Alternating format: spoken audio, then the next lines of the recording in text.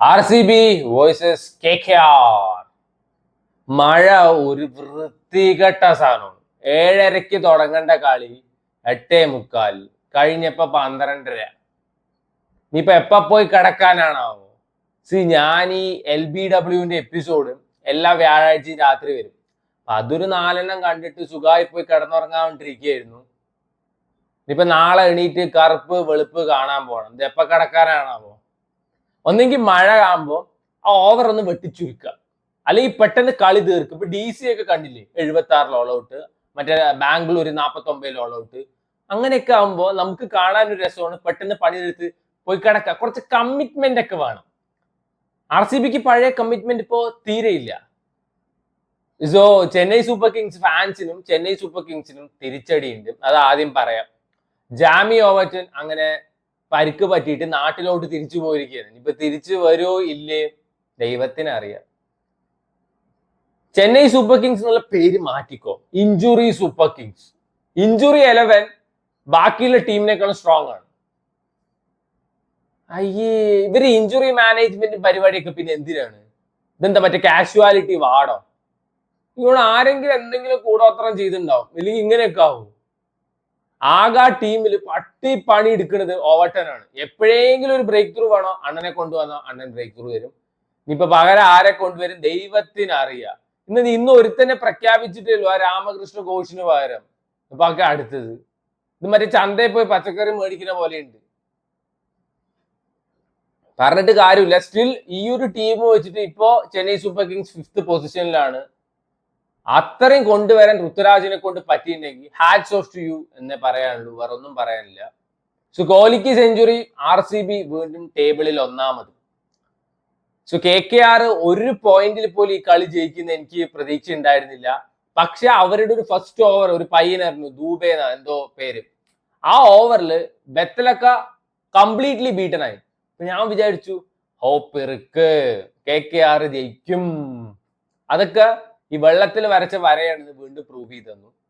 KKRന്റെ captain one and only Ajinkya Rahane ആദ്യം ആ മുതലിനെ ടീമിൽ നിന്ന് എടുത്ത് തൂക്കിക്കളയാ, ആ ടീം ജയിക്കും. ഈ ടീം ഇത്രയും അൺസ്റ്റേബിൾ ആവാൻ കാരണം റഹാനെയാണ്. റഹാനയ്ക്ക് ആകെ പവർ പ്ലേയിലെ അടിക്കാൻ പറ്റുള്ളൂ. സ്പിന്നേഴ്സ് വന്നാൽ അണ്ണൻ ഔട്ടാവും. ഫീൽഡിംഗ് റെസ്ട്രിക്ഷൻ മാറിക്കഴിഞ്ഞാൽ അണ്ണൻ ഔട്ടാവും. പിന്നെ എന്തിനാണ് അണ്ണൻ? അത്ര പെരിയ ക്യാപ്റ്റനും അല്ല. 4 ബോൾ മുട്ടിയിട്ട് 5ാമത്തെ ബോളിൽ ഒരു 4 അടിക്കും, അല്ലെങ്കിൽ 6 ബോൾ മുട്ടിയിട്ട് 7ാമത്തെ ബോളിൽ 6 അടിക്കും. ഇതിന് വേണ്ടിയിട്ടാണോ ക്യാപ്റ്റൻ? എത്രയോ ചുമട്ട് കണക്കിന് മറ്റേ ചപ്പാത്തിയെ കെട്ടിക്കിടക്കണ പറയണ പോലെ അത്രയും പ്ലേയേഴ്സിന് എടുത്തു കൂട്ടിയിട്ടുണ്ട്. കയ്യും ഉണ്ട്, കയ്യിലൊരു കോലും ഉണ്ട്, പൈസയുണ്ട്, പറഞ്ഞിട്ട് സകലമാന എണ്ണത്തിന് വലിച്ചെടുത്തിട്ടുണ്ട് ടീമിലോട്ട്. മറ്റേ രച്ചിൻ രവീന്ദ്ര പറഞ്ഞിട്ട് എടുത്തിട്ടുണ്ട്. ICC T20 വേൾഡ് കപ്പ് കഴിഞ്ഞവണ നടന്നപ്പോ 10-13 വിക്കറ്റ് എടുത്ത പ്ലെയർ ആണ്. ഹി ക്യാൻ ആക്ച്വലി ബാറ്റ് പറഞ്ഞാൽ അടിച്ച് തൂറ്റിക്കൊന്നുമില്ല, ക്ലിക്കായി. പക്ഷെ ഇത്രയും വിക്കറ്റ് എടുത്തിട്ടില്ലേ? ഒരു ചാൻസ് കൊടുത്തൂടെ? പതിരാനിനൊക്കെ എന്തിനാ എടുത്തിരിക്കുന്നത്? മറ്റേ കൊപ്ര ഉണക്കാൻ ഇടുമ്പോ കാക്ക വരാതിരിക്കാനാ? പിന്നെ മറ്റേ ഉമ്രാൻ മാലിക് ഈ ടീമിലാണ് തോന്നുന്നു, എനിക്ക് ഉറപ്പില്ല. മനീഷ് പാണ്ഡെക്ക് ഇപ്പോഴാണ് ചാൻസ് കൊടുക്കാൻ തുടങ്ങിയത്. മനീഷ് പാണ്ഡെ എവിടെ ഇറക്കണമെന്ന് അറിയോ? സുനിൽ നരേന്റെ തൊട്ട് മുന്നേ കഴിഞ്ഞ 4-5 കളിയായിട്ട് Manish Pandey he's a part of the 11. പക്ഷെ അണ്ണന് ബാറ്റ് ചെയ്യാൻ ചാൻസ് കിട്ടിയിട്ടില്ല. ഈ റഹാനെ തട്ടിയിട്ട് ഈ മറ്റേ രഘുവൻഷിനെ വേണമെങ്കിൽ ഓപ്പണിംഗ് ഇറക്കാം, മനീഷ് പാണ്ഡെ വേണമെങ്കിൽ 1 ഡൗൺ ഇറക്കാം. ഇവന്മാര് കളിക്കുന്ന പേക്കൂത്തിനേക്കാളും കിട്ടുമായിട്ട് മനീഷ് പാണ്ഡെ കളിക്കും. അതിന്റെ ഏറ്റവും വലിയൊരു എക്സാമ്പിൾ ഇന്ന് ടിം ഡേവിഡിന്റെ ഒരു ക്യാച്ച് എടുത്തത്. യജാതി സാധനം IPL ഹിസ്റ്ററിയിൽ തന്നെ വൺ ഓഫ് ദ ബെസ്റ്റ് എന്ന് പറയാൻ പറ്റുന്ന ക്യാച്ച് ആയിരുന്നു. ആ കമ്മിറ്റ്മെന്റ് ഒന്നും വേറെ ആർക്കും ഇല്ല. അതുകൊണ്ട് ഇന്നത്തെ കളി ഒരു ഉറക്ക ഗുളിക സാധനം. ഒരു ഹൈ മൊമെന്റും ഇല്ലാതെ ഇരുന്ന് ഉറക്കം തോന്നുന്ന ഒരു കളി. ഭുവനേശ്വർ കുമാറിനെ പറ്റിയിട്ട് ആദ്യം തന്നെ പറയാം. എന്താണ്, കോടിയിൽ ഒന്നേ ഉണ്ടാവുള്ളൂ ഇങ്ങനത്തെ ഒരു മുതല്. ഭുവനേശ്വർ കുമാറിനൊക്കെ പ്രായമായി, സ്റ്റിൽ ആളുടെ അക്യുറസിയും ആളുടെ കൺട്രോളും ആളുടെ ലെങ്ത്തും നോക്കണം. ഭുവനേശ്വർ കുമാറിന് ഒരു ബൗണ്ടറി അടിച്ചോ പ്രഷർ ഭുവനേശ്വർ കുമാറിനല്ല, ഓപ്പോസിറ്റ് നിൽക്കുന്ന ബാറ്റ്സ്മാനാണ്. നെക്സ്റ്റ് ബോൾ അണ്ണൻ തൂക്കിയിരിക്കും. അത് ഒരു വട്ടമൊന്നുമല്ല, 2 വട്ടമാണ് ആൾ കാണിച്ചത് ഇന്നത്തെ കളിയിൽ മാത്രം. നമ്മൾ ബുംറയൊക്കെ പൊക്കി അടിക്കുന്ന പോലെ വാഴ്ത്തിക്കൊണ്ടേ നടക്കേണ്ട മുതലാണ്. ഒരു കാലത്ത് അണ്ണൻ സ്വിംഗ് കിങ് ആണ്, ഇപ്പോഴും അണ്ണൻ തന്നെയാണ്. അത് മനസ്സിലാക്കണം. എനിക്ക് RCB ഒരു കാര്യത്തിൽ ഭയങ്കര ഇഷ്ടമായി. എന്താ വെച്ചാ, ഭുവിയെ ബാക്കി ഒരു ടീമും ട്രസ്റ്റ് ചെയ്യാത്തപ്പോഴും RCB ബ്ലൈൻഡ് ആയി ട്രസ്റ്റ് ചെയ്തു. അത് എനിക്ക് ഭയങ്കര ഇഷ്ടമായി. അതിന്റെ റിസൾട്ട് ഒക്കെയാണ് ഇപ്പോഴും കാണുന്നത്. ഏറ്റവും പേടിക്കേണ്ടത് ഭുവനേശ്വർ കുമാറിനെയാണ്. റഹാനെയും ഭുവനേശ്വർ കുമാറും തമ്മിലൊരു ബാറ്റിൽ ഉണ്ടായിരുന്നു ഫസ്റ്റ് ഓവറിൽ. 5 ബോൾ മുട്ടി, 6ാമത്തെ ബോളിൽ 4 അടിച്ചു. എന്നിട്ട് എന്താ കാര്യം? പെട്ടെന്ന് തന്നെ അണ്ണനും കയറിപ്പോയി. ഫിന്നാലൻ ഒരു ബോംബ് പൊട്ടുന്ന പോലെ ഒരു സ്പാർക്ക് തന്നു, അണ്ണനും പോയി. പക്ഷേ ഫിന്നാലൻ ശരിക്കും ആളുടെ ഡ്യൂട്ടി ചെയ്തു തന്നെ വേണമെങ്കിൽ പറയാം. ആ രഘുവൻഷിയും അതേപോലെ തന്നെ പച്ചണ്ണൻ 10-24 കോടി എന്തോ കൊടുത്തെടുത്ത മുതലാണ്. പച്ച പിടിക്കില്ല. ഇതിലും ചോപ്പിന് എടുത്താൽ മതി. ഈ 30 ബോളില് 35 റൺ, 23 ബോളിൽ 30 റൺ, ഇത് എടുക്കാൻ ഒരു ഓസ്ട്രേലിയൻ പ്ലെയറിന്റെ ആവശ്യമുണ്ടോ? നമ്മുടെ മാത്യു ഷോട്ട് ഇതിലും നന്നായി കളിക്കും. ആളെ അടിക്കുന്നുണ്ട്, 6 അടിക്കാനൊക്കെ നോക്കുന്നുണ്ട്. പക്ഷെ at the end of the day table ഫാനായി മാറണം. നല്ല കാറ്റാണ്, ഒരെണ്ണം ബാറ്റിൽ കൊള്ളുന്നില്ല. നന്നായി KKR ഗ്രീനിന് എടുത്ത്, ഇല്ലെങ്കിൽ ചെന്നൈ സൂപ്പർ കിങ്സ് എടുത്തിട്ടുണ്ടാവും. ഈ കൂനും മേലെ കുരു പറഞ്ഞിട്ട് ഇതിപ്പോ അവിടെ ഇരിക്കുന്നുണ്ടാവും. ഗ്രീന് പോയതിനു ശേഷം റിങ്കു സിംഗും രഘുവൻഷിയും തമ്മിലൊരു പാർട്ട്ണർഷിപ്പ് ഉണ്ടായിരുന്നു. എനിക്കൊന്നും തോന്നിയില്ല ഈ മറ്റേ ബാംഗ്ലൂരിന് ഇത്രയും കിഡു ബാറ്റിംഗ് ലൈനപ്പ് ഉള്ളപ്പോൾ 193 ഒക്കെ ഒരു ഡിഫെൻഡബിൾ ടോട്ടൽ ആണ്. ഫസ്റ്റ് ഓവർ എനിക്ക് തോന്നി, അതായത് ബെത്തൽ ബീറ്റനായപ്പോ. പിന്നെ സകലമാന ഓവറിൽ അടിയാണ്. പവർ പ്ലേ RCB ഡോമിനേറ്റ് ചെയ്തു, എല്ലാവിടെയും അവര് ഡോമിനേറ്റ് ചെയ്തു. അടിച്ച് തീർക്കേണ്ട കളി വലിച്ചു നീട്ടി അവസാന ഓവർ വരെ കൊണ്ടുപോയി. പല സമയത്തും ഭയങ്കര ഉറക്കം വന്നു. യൂഷ്വലി ഞാൻ പറഞ്ഞ 6 അടിച്ച് തൂറ്റിക്കല് മാത്രമല്ല കളി. വിക്കറ്റ് പോണത്, വിക്കറ്റും പോണില്ല, കൊടുത്ത ക്യാച്ച് പിടിക്കൂല, കയ്യിൽ എന്തോ 2 ലിറ്റർ എണ്ണ പരട്ടിയിട്ട് വന്ന് നിൽക്കണ പോലെയാണ്. ഉരുണ്ട് വരുന്ന ബോൾ പോലും പിടിക്കില്ല.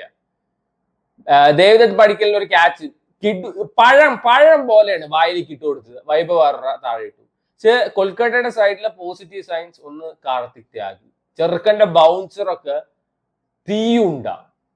മറ്റേ ബെത്തലിനെ ഔട്ടാക്കിയ ബോൾ നോക്കിയാൽ മതി, അണ്ണന്റെ മാലയൊക്കെ പൊട്ടിത്തെറിച്ചു. അണ്ണ അറിഞ്ഞിട്ട് പോലും ഇല്ല. പിന്നെ ദേവദത്ത് പടിക്കലിന് ഒരു ബൗൺസർ ഇട്ട് കൊടുത്തു, അതും പെട്ടായിരുന്നു. ആൻഡ് രജത് പട്ടിദാരുടെ മണ്ട പൊളിഞ്ഞേനെ, അജാതി ഒരു സാധനം. പക്ഷെ ഒരു മൊമെന്റിലും ബാക്കിയുള്ള ഒരു ബോളേഴ്സും ഒരു ഹോപ്പ് നല്ല, എക്സെപ്റ്റ് സുനിൽ നാരായൺ നൈസ് ആയിരുന്നു. മനീഷ് പാണ്ഡെയുടെ ഒരു ക്യാച്ച്, ബാക്കിയൊക്കെ വേസ്റ്റ്, അട്ട വേസ്റ്റ്.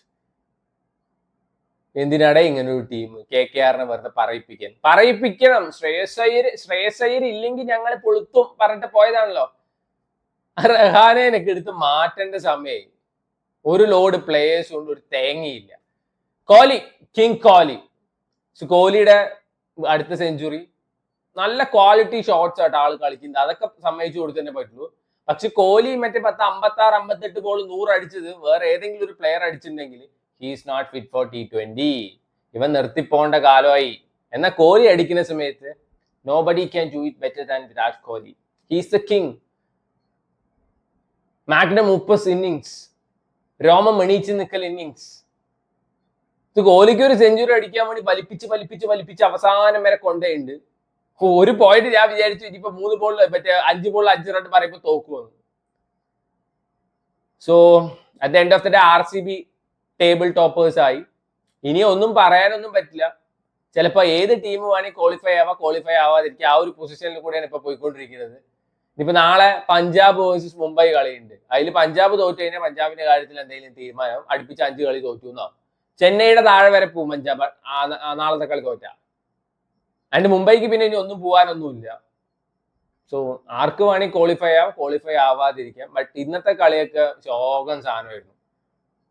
KKR ഒരു ഇൻട്രസ്റ്റ് ഇല്ലാതെയാണ് കളിക്കുന്നത്.